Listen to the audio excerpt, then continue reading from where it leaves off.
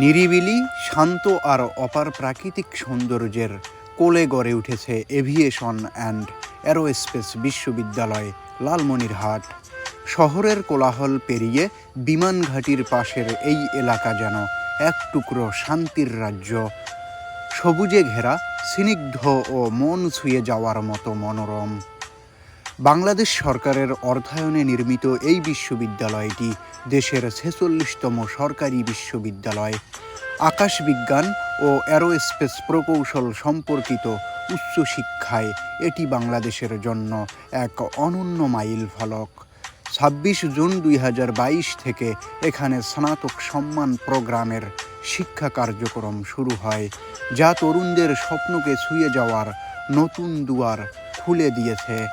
এই ক্যাম্পাস শুধু ক্লাসরুমে সীমাবদ্ধ নয়, এখানে চলছে উড়োজাহাজ নিয়ে গবেষণা, আর সেই সঙ্গে ভবিষ্যতের দিকে তাকিয়ে স্যাটেলাইট তৈরির কাজ।